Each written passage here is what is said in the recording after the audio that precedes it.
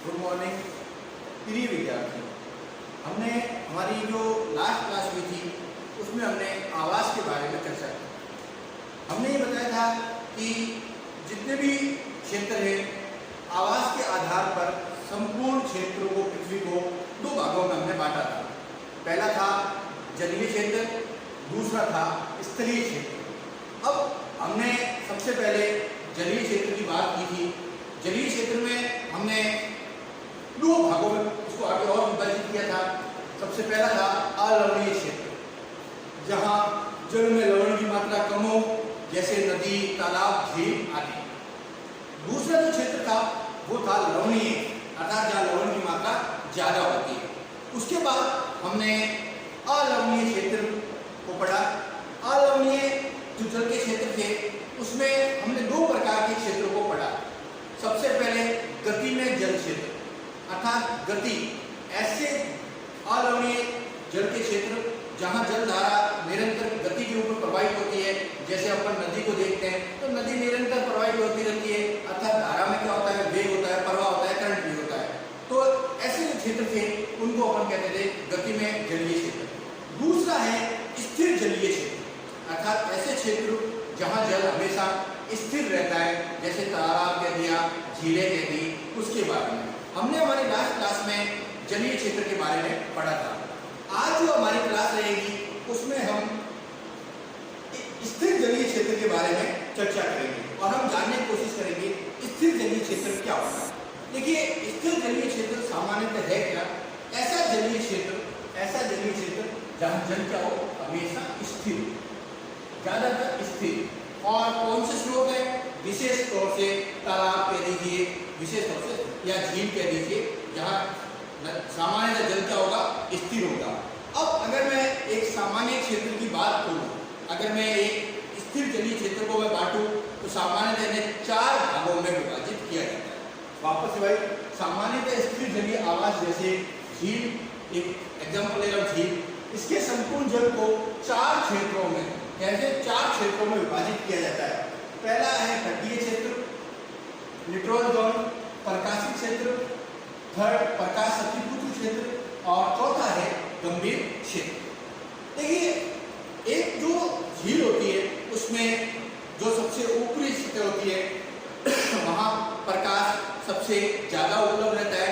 लेकिन हमें पता है जैसे जैसे हम गहराई में जाते हैं, गहराई में जाने के साथ प्रकाश की मात्रा, जो प्रकाश की तीव्रता है वो धीरे धीरे कम होती है। और जितना हम गहराई में जाएंगे, अर्थात हम तल के क्षेत्र में जाएंगे, वहां प्रकाश अनुपस्थित रहता है। इसका मतलब वह क्षेत्र कैसा होगा, अंधकार युक्त होगा। अब जब अंधकार युक्त क्षेत्र है तो वहां हमेशा ध्यान है अपन को कि भोजन की भी कमी होगी और जीव जंतु भी कम पाए जाएंगे। तो स्थिर जलीय आवास के अब हम चार क्षेत्रों के बारे में चर्चा करें। ये चार क्षेत्र है कौन से? पहला होता है तटीय क्षेत्र। देखिए, तटीय क्षेत्र कौन सा होता है? झील के जो किनारे वाला जो क्षेत्र होता है वो हमेशा तटीय क्षेत्र कहलाता है। और हमको पता है कि झील का जो किनारे क्षेत्र होता है वहां प्रकाश की जो तीव्रता और ऊर्जा होती है वो अच्छी मात्रा में उपलब्ध होती है। और प्रकाश तीव्र, जो प्रकाश की किरणें होती है वो संपूर्ण तीव्र गति से उपलब्ध होती है। इस कारण यह क्षेत्र होता है वो प्रकाश में होता है, अतः इस क्षेत्र में प्रकाश उपस्थित होता है।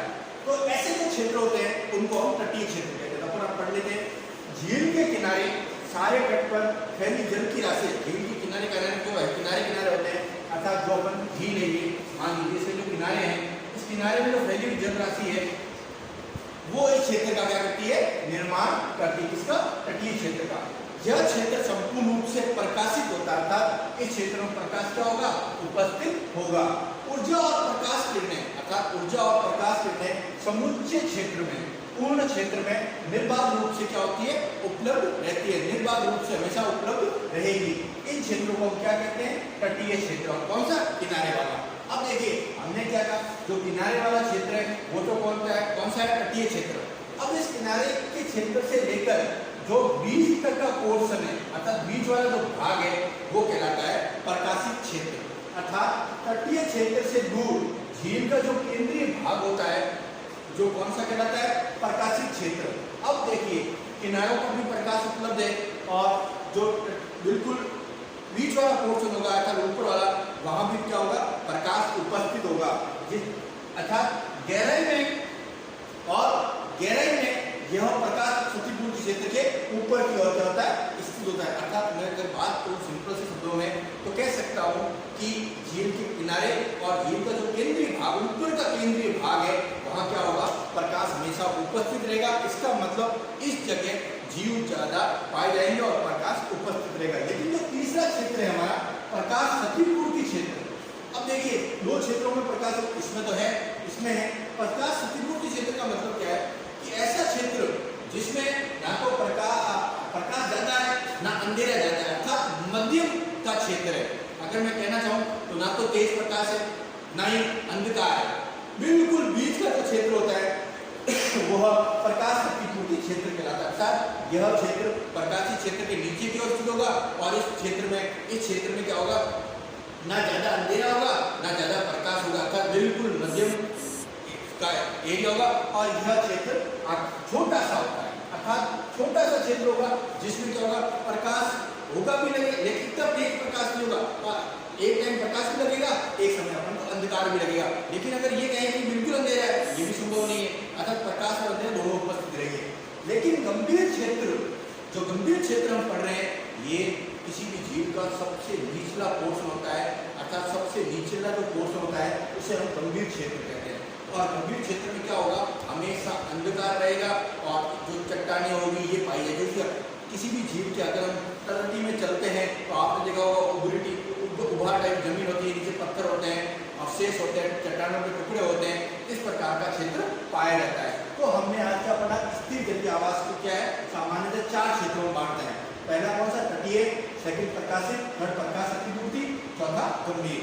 अब तटीय क्षेत्र कौन सा है, झील के किनारे सारे तट पर फैली जल की राशि क्षेत्र का निर्माण करती है। यह क्षेत्र संपूर्ण रूप से क्या होगा, प्रकाशित होगा। ऊर्जा और प्रकाश किरणें समूचे क्षेत्र में निर्बाध रूप से उपलब्ध होती है। दूसरा है प्रकाशित क्षेत्र, तटीय क्षेत्र से बिल्कुल बीच वाला, केंद्र का पोर्शन और ऊपर वाला। तो तटीय क्षेत्र से दूर झील के केंद्रीय भाग में फैला जल जिसे प्रकाश किरणें प्रभावी रूप से क्या होगी, उपलब्ध होगी। और गहराई में क्षेत्र प्रकाश क्षतिपूर्ति क्षेत्र होता है उसके ऊपर की ओर स्थित होता है। अब हम इसके जो आगे का तीसरा क्षेत्र है उसके बारे में पढ़ते हैं।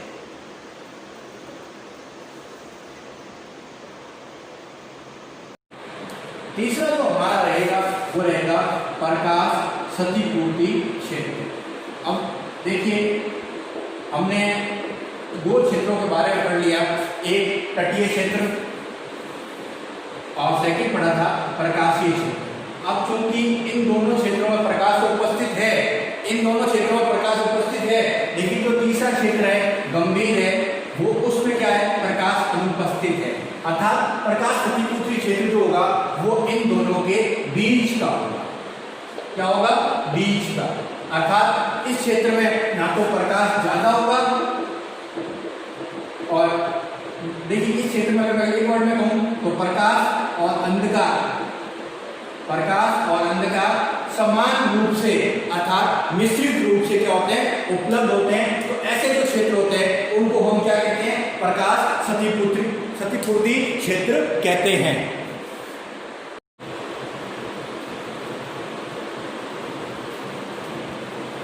चौथा हमारा जो क्षेत्र रहेगा वो रहेगा गंभीर क्षेत्र।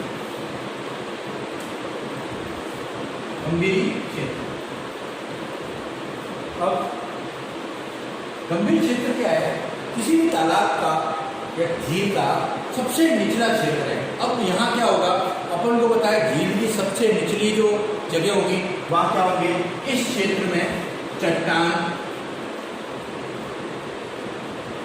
चट्टानी क्षेत्र, पथरीली क्षेत्र उपस्थित होता है। और इस क्षेत्र में क्या होगा, विशेष तौर से प्रकाश अनुपस्थित होगा। इस क्षेत्र में प्रकाश क्या होगा, अनुपस्थित होगा। अब चूंकि प्रकाश अनुपस्थित है इस कारण ये जीव जंतु भी क्या होंगे, कम पाए जाएंगे।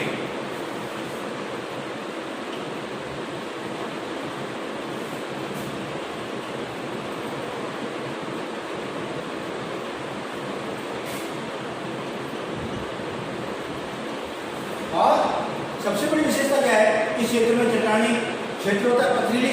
और ये इस क्षेत्र की जो गहराई की बात करूँ तो कोई फिक्स नहीं है, 1000 मीटर भी हो सकती है, 50 मीटर भी हो सकती है। लेकिन नदी की बात करूँ तो नदी में ये क्षेत्र अनुपस्थित होता है, नदी में यह क्षेत्र अनुपस्थित होता है।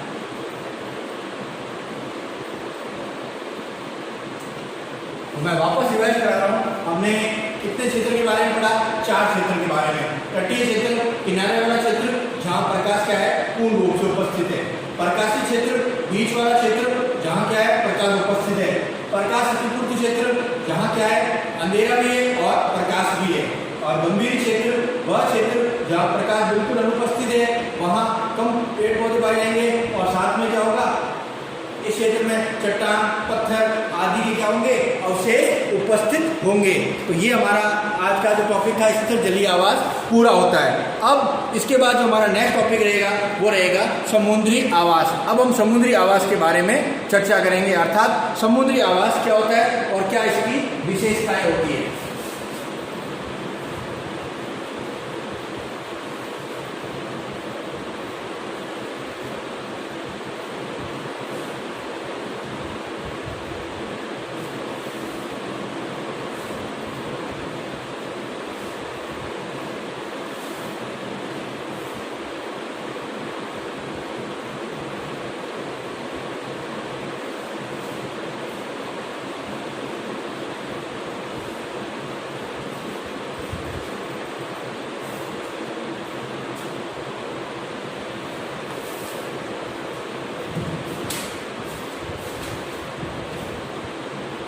देखिए नेक्स्ट हमारा टॉपिक है समुद्री आवास। अब देखिए समुद्री आवास है तो हम जानते हैं कि समुद्री आवास में क्या होगा, समुद्र क्या है वह क्षेत्र है। समुद्री आवास में लवण की जो मात्रा होती है वो क्या होती है, ज्यादा होती है। लवण की मात्रा या समुद्री आवास के जल में लवण की मात्रा ज्यादा होती है।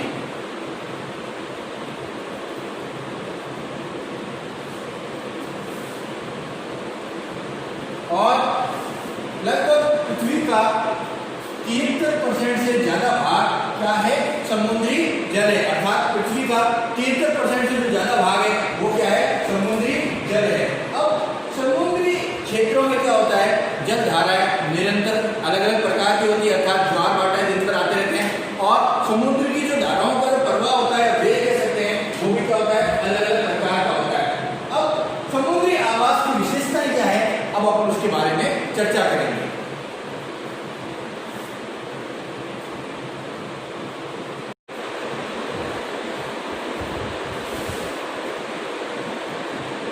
हमारा अगला जो टॉपिक रहेगा वो रहेगा समुद्री जलीय आवास। अर्थात समुद्री जलीय आवास की क्या क्या विशेषताएं होती है, क्या इनके लक्षण होते हैं और जीव किस प्रकार उसमें रहते हैं, वो हम आज इस टॉपिक में चर्चा करते हैं। देखिए हमने ये बेसिक पढ़ लिया पहले कि जल 2 प्रकार का होता है। जलीय जो आवास है वो 2 प्रकार का रहा, जिसमें पहला हमने बताया अलवणीय, सेकंड बताया लवणीय। अलवणीय मतलब ऐसा जल जिसमें लवण की मात्रा क्या होती है, हमेशा कम होती है। दूसरा था लवणीय, जिसमें क्या होती है, लवण की मात्रा ज्यादा होती है। अब अलवणीय जो जल के स्रोत थे जिनके बारे में हमने चर्चा कर ली है, उनमें नदी, तालाब, झीलें, मंद प्रवाही स्रोत आदि को हमने पढ़ लिया। अब जो हमारा आज का टॉपिक रहेगा वो रहेगा समुद्री जलीय आवास। अर्थात समुद्री जलीय आवास क्या है इसके बारे में हम चर्चा करेंगे। देखिए समुद्री जलीय जो आवास है वो एक सबसे बड़ा, ध्यान रखिएगा, सबसे बड़ा विस्तृत और प्राकृतिक आवास है। समुद्री जलीय जो आवास है वो सबसे बड़ा है क्योंकि इसमें बहुत सारे जीव रहते हैं और एक तरह से प्राकृतिक तरीके से जीव सभी क्या है वो रहते हैं। दूसरा, पृथ्वी का लगभग 73% से अधिक भाग, लगभग 73% से जो अधिक भाग है वो क्या है, समुद्री जल है। और विभिन्न स्थानों पर अर्थात गहराई में, तापमान कह दीजिए, खारेपन कह दीजिए, ये क्या है भिन्न प्रकार के। अर्थात मैं कहने क्योंकि अपन आपको पता है अगर मैं तापमान की बात करूँ तो मैं कह सकता हूँ समुद्र की सतह पर तापमान अलग होगा, बीच में जाऊंगा तो अलग होगा, और गहरे में जाऊंगा तो तापमान में परिवर्तन होगा, अर्थात तापमान भी परिवर्तित रहेगा। दूसरा आप कह सकते हो लवणता की जो मात्रा, खारेपन की मात्रा है वो भी क्या होगी, अलग अलग होगी। लगभग आंकड़ों में लगभग बराबर होगी, लेकिन कुछ फर्क रहेगा। इसका मतलब हम गहराई में जाने से तापमान, खारेपन आदि में भिन्नता होने के कारण समुचे क्षेत्र को अनेक भागों में क्या करते हैं, विभाजित करते हैं। अर्थात हम जितने भी समुद्र क्षेत्र है उसमें हम प्रत्येक स्थान पर गहराई में चले जाए, तापमान, खारेपन क्या होगी, इनमें क्या होगी, विभिन्नता पाई जाएगी। और ज्वार भाटा, आपने ज्वार भाटा का नाम सुन रखा होगा, ये भी एक अनोखी प्रक्रिया होती है। इसमें भी क्या होता है कि ज्वार के निश्चित अंतराल जो पश्चात है उसमें भी क्या पाई जाती है, भिन्नता पाई जाती है। अब आता है समुद्री आवास की विशेषता क्या होती है, अर्थात समुद्री आवास की विशेषताएं क्या है, अपन उस टॉपिक पे चर्चा करेंगे। देखिए सबसे बड़ा जो पॉइंट होता है वो रहता है लवणता, जिसको मैं कॉमन भाषा में अपन कह सकता हूँ खारा, सॉलिडिटी या खारापन। अब आपने देखा होगा, अपन वैसे तो समुद्र किनारे गए होंगे, आपने देखा होगा कि समुद्र का पानी पीने योग्य नहीं होता। अर्थात समुद्र का जो पानी है वो सबसे बड़ी विशेषता क्या होती है कि पीने योग्य नहीं होता। अर्थात इसमें इतना लवण की जो मात्रा ज्यादा होती है कि एक सामान्य मनुष्य इस पानी को नहीं पी सकता। तो जो सबसे पहला है वो क्या है, लवणता। अब आता है लवणता होती क्या, हमने बहुत बार पढ़ा होगा, लवणता कहते हैं, खारापन कहते हैं, लेकिन एक साइंटिफिक डेफिनेशन लवणता की होती क्या है, क्योंकि एक बार एक प्रश्न भी आ चुका है कि लवणता क्या होती है, खारापन क्या होता है। और अपन क्या सोचते हैं जिसमें नमक या जिसमें सोडियम क्लोराइड ज्यादा हो वो खारा, ये नहीं होता। ये डेफिनेशन साइंटिफिक वो है, समुद्र में उपस्थित सभी पदार्थों की, अर्थात समुद्र में जितने भी पदार्थ है उन सभी की जो सांद्रता होती है उनको हम क्या कहते हैं, लवणता कहते हैं। अर्थात एक पदार्थ से मतलब नहीं है, जितने भी पदार्थ हैं उनकी जो सांद्रता होती है उनको हम लवणता कहते हैं। और देखिए अभी तक समुद्री जल में लगभग 49 तत्व खोजे जा चुके हैं, अर्थात 49 तत्व है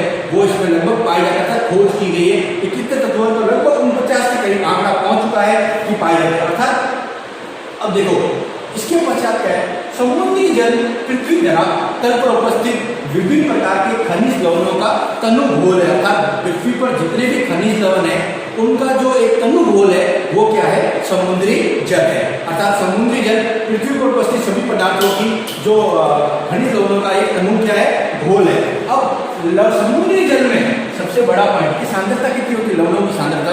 तो समुद्री जल में लवणों की जो सांद्रता होती है वो 3 से 4% होती है। अर्थात समुद्री जल में लवणों की जो सांद्रता होती है वो 3 से 4% होती है। और सबसे ज्यादा जो चीज पाई जाती है तो वो सोडियम और क्लोराइड होते हैं, क्योंकि सोडियम और क्लोराइड जो है वो सबसे ज्यादा पाया जाता है। और इसमें 30% सोडियम और लगभग 55% क्लोराइड ये चीज पाई जाती है। अर्थात मैं कह सकता हूँ कि समुद्री जल में सबसे अधिक कोई जो आयन होते हैं वो ये NH और Cl में ये दोनों पाए जाते हैं। इसी कारण क्या है, इसमें जो खारापन है वो सबसे ज्यादा होता है।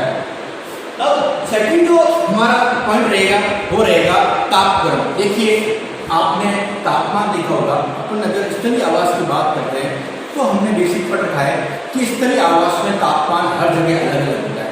अर्थात मरुस्थलीय क्षेत्र चले जाए तो तापमान ज्यादा होगा, बर्फीली क्षेत्र चले जाए तो वह तापमान कम होगा, और कुछ सदाबहार वन्य जो क्षेत्र चले जाए तो वह तापमान मध्यम प्रकार का होता है। तो इसी प्रकार समुद्री जल में भी तापमान क्या होता है, अलग अलग प्रकार का होता है। अर्थात मैं कहूँ तो मैं कह सकता हूँ कि मैं अगर समुद्र की सतह पर हूँ तो तापमान अलग है, समुद्र के मध्य में हूँ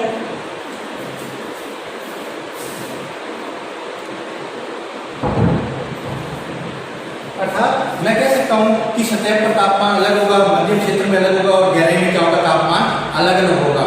अर्थात तापमान में भी क्या होगी, हमेशा परिवर्तन होगा। इसके साथ में जो थर्ड सबसे बड़ा पॉइंट है वो है दबाव या प्रेशर। अर्थात मैं समुद्र में जितना गहराई में जाऊंगा उतना ही क्या होगा, हमेशा दबाव ज्यादा पड़ेगा। इसीलिए जीव जंतुओं पर क्या होता है, दबाव सबसे ज्यादा होता है। और जो वायुमंडलीय दबाव होता है वो लगभग 15 पौंड तक का माना जाता है। 15 पौंड तक का वायुमंडलीय दबाव माना जाता है कि एक जीव पर पड़ता है। उसके बाद आती है प्रकाश तीव्रता। देखिए समुद्र की सतह क्या होती है, बिल्कुल पारदर्शी होती है। इसी कारण प्रकाश क्या होता है, काफी मीटर तक, काफी हजारों मीटर तक प्रकाश पहुंचता है। लेकिन समुद्र के सबसे निचले भाग होता है उसमें कभी भी प्रकाश नहीं पहुंच पाता। क्योंकि उसी क्षेत्र को हम सामान्य भाषा में गहरा समुद्री अनुकूलन कहते हैं, डीप सी एजुकेशन भी कहते हैं, जिसमें प्रकाश क्या होता है हमेशा प्रकाश की जो तीव्रता होती है वो समुद्र के एक निश्चित क्षेत्र तक तो पहुंचती है, लेकिन सबसे निचले क्षेत्र में कभी भी प्रकाश की तीव्रता नहीं पहुंच पाती है, जिसको हम सामान्य भाषा में डीप सी एडेप्टेशन कहते हैं। हमारा जो दूसरा पॉइंट है वो है तापक्रम। क्या है? समुद्री जल का तापक्रम, समुद्री जल का जो तापक्रम होता है वो गहराई के अनुसार क्या होता है परिवर्तनशील होता है, अर्थात गहराई के अनुसार वो क्या होगा परिवर्तनशील होगा। अर्थात अगर मैं समुद्र की सतह की बात करूं तो वहां क्या होगा प्रकाश की तीव्रता तेज होगी, इस कारण क्या होगा तापमान लगभग 30 डिग्री सेल्सियस होता है। लेकिन जैसे जैसे मैं गहराई में जाऊंगा, अर्थात समुद्र की सतह से जब भी मैं गहराई में जाऊंगा तो मेरे तापमान में क्या होगी, हमेशा तापमान में कमी होगी, इसका मतलब मैं क्या कह सकता हूँ, इसका मतलब कह सकता हूँ कि अगर मैं ऊपर जो समुद्र की सतह पर अगर 30 डिग्री सेल्सियस तापमान है, जैसे मैं थोड़ा नीचे जाऊंगा हो सकता है 25 हो जाए, फिर 15, 20 हो जाए, फिर 15 हो जाए, 5 भी हो सकता है, अर्थात तापमान में धीरे धीरे क्या हो रही है कमी हो रही है। इसलिए मैं कह सकता हूँ कि गहराई में जाने के साथ तापमान में क्या होती है हमेशा कमी होती है, और इसके साथ ही दबाव जो होता है प्रेशर होता है वो भी क्या होता है बढ़ता जाता है। जितना कोई व्यक्ति कोई भी जीव है जितना गहराई में जाएगा उसके बाद दबाव होगा वो क्या होगा सबसे ज्यादा होगा, और हम कह सकते हैं कि समुद्र की सतह पर जो वायुमंडलीय दबाव होता है वो क्या होता है 15 पौंड प्रति वर्ग इंच होता है, अर्थात दबाव भी ज्यादा बढ़ेगा और तापमान भी क्या होगा बढ़ता जाएगा। अब इसके बाद जो नेक्स्ट पॉइंट आता है वो आता है पारदर्शिता। पारदर्शिता क्या होता है? देखिए समुद्र का जो जल होता है वो बेसिकली क्या होता है पारदर्शी होता है, बिल्कुल स्वच्छ होता है, पारदर्शी होता है। तो हमारा चौथा पॉइंट रहेगा वो है पारदर्शिता। अब पारदर्शी का मतलब क्या है कि समुद्र का जो जल होता है वो क्या है पारदर्शी।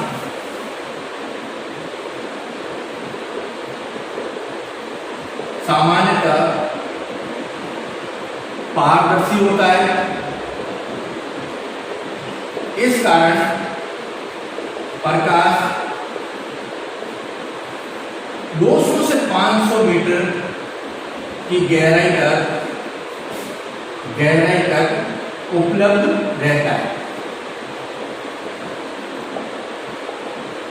अब मैं कह सकता हूं कि समुद्री जल की जो पारदर्शी है वो ज्यादा होती है, इस कारण जो समुद्री जो प्रकाश होता है वो 200 से 500 मीटर 550 भी हो सकता है, 200 से 500 मीटर की गहराई क्या होता है उपलब्ध होता है। और इसके बाद जो है वो क्या है प्रकाश की तीव्रता।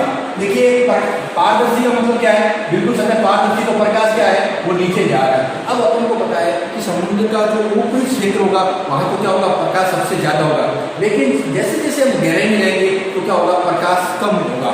अब इसका मतलब क्या है कि समुद्री क्षेत्रों को हम समुद्र के जो से हम 3 भागों में बांट सकते हैं। एक तो वो क्षेत्र जहां प्रकाश प्रचुर मात्रा में उपलब्ध है, एक तो वो क्या है प्रकाश प्रचुर मात्रा में उपलब्ध है, दूसरा सबसे निचला क्षेत्र जहां क्या है अंधकार। और अंधकार का मतलब है डीप सी एडेप्टेशन हम पढ़े हुए हैं और बेसिकली पढ़ेंगे इसके आगे। इसका मतलब यहाँ क्या है हमेशा अंधकार प्रकाश अनुपस्थित। और जो तीसरा क्षेत्र होगा इसके बीच वाला जहां क्या होगा प्रकाश है और नहीं भी, अर्थात प्रकाश और अंधकार दोनों समान विस्तृत मात्रा में उपलब्ध होते हैं। और कहा जाता है कि प्रकाश लगभग 2000 मीटर की गहराई तक 2000 मीटर की गहराई तक क्या होता है उपलब्ध होता है, अर्थात प्रकाश 2000 मीटर तक की गहराई तक उपलब्ध होता है और इसके बाद प्रकाश अनुपस्थित है। इसीलिए ज्यादातर जो जीव होते हैं वो समुद्र की 2000 मीटर की गहराई तक ही तैरते हैं, क्योंकि ज्यादातर जो जीव होते हैं उनको देखने के लिए प्रकाश की आवश्यकता होती है। इसीलिए अधिकतर जो जीव होते हैं वो 2000 मीटर तक की गहराई तक ही तैरते हैं। और उसके पश्चात चूंकि अंधकार क्षेत्र होता है, अंधकार क्षेत्र में नुकसान क्या होता है, जब जो अंधकार होता है तो कुछ जीव घात लगा के शिकार करते हैं, इसलिए ज्यादातर जीव प्रकाश वाले क्षेत्र में ही तैरना पसंद करते हैं ताकि वो दूसरे जीवों की भोजन नहीं कर पाए। अब इसके बाद जो नेक्स्ट आती है वो आती है लहर। अब देखिए लहर, अब आपको पता है जैसे ही हवा चलेगी तो लहर बनती रहती है और लहरों का जो प्रवाह होता है वो क्या होता है अलग अलग प्रकार का होता है। अर्थात शाम के समय ज्वार भाटा के समय लहरें तेज होती है, जो दिन के समय जो लहरें क्या होती है सामान्य होती है। अर्थात जो लहर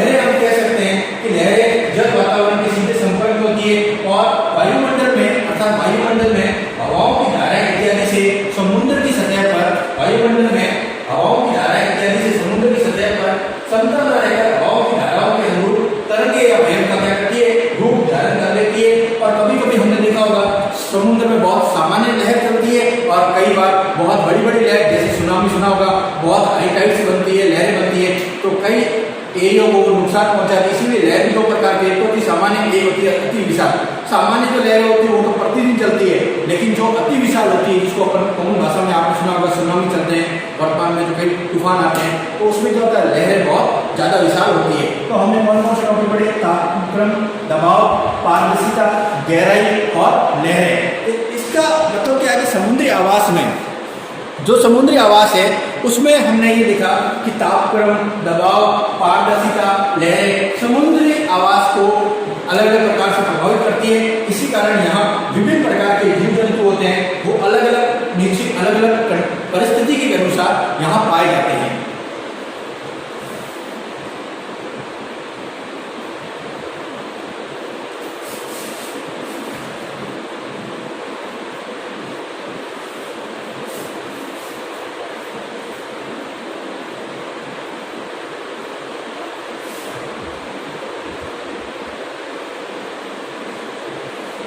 नेक्स्ट जो हमारा है वो है परासारिता।